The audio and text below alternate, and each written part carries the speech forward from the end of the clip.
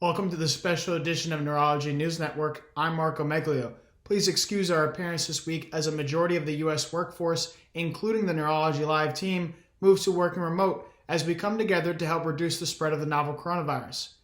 First up, Voyager Therapeutics has received FDA clearance for its investigational new drug application for VY-HTT01, a gene therapy candidate for the treatment of Huntington disease, and may proceed with its planned Phase 1/2 clinical trial, according to a recent announcement.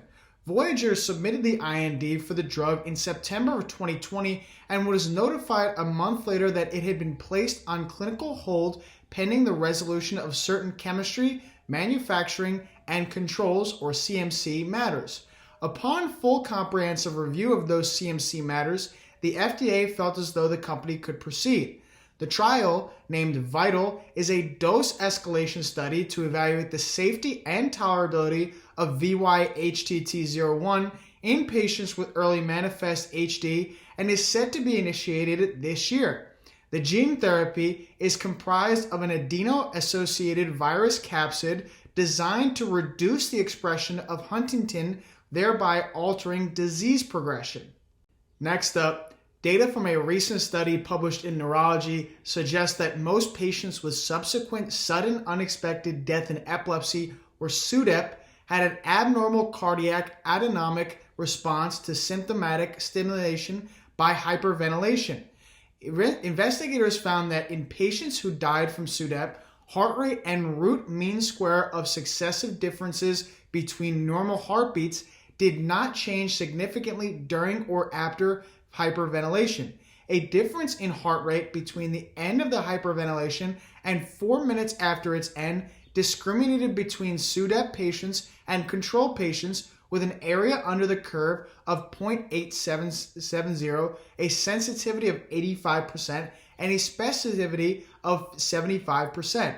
The study authors wrote, "There is a current unmet need for predictive biomarkers that identify patients with the highest risk of SUDEP. Given that functional alterations of the autonomic nervous system appear to have a critical role in the pathophysiology of SUDEP, heart rate variability has been extensively studied, especially in the interictal state."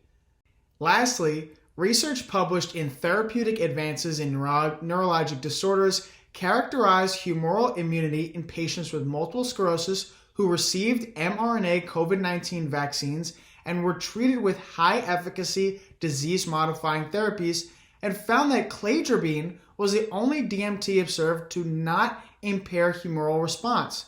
Lead author Anat Arakan and colleagues evaluated the Pfizer-BioNTech vaccine in 125 adults with multiple sclerosis to provide evidence-based guidelines to the MS community regarding the magnitude of protective humoral immunity in patients treated with high-efficacy DMTs. Protective humoral immunity was demonstrated in 97.9% of healthy subjects and untreated patients with MS, and all patients, 100%, treated with cladribine developed a high level of antibodies post-COVID-19 vaccination. Notably, cladribine was the only DMT with a 100% protective humoral immunity rate. For more direct access to expert insight, head to neurologylive.com. This has been Neurology News Network. Thanks for watching.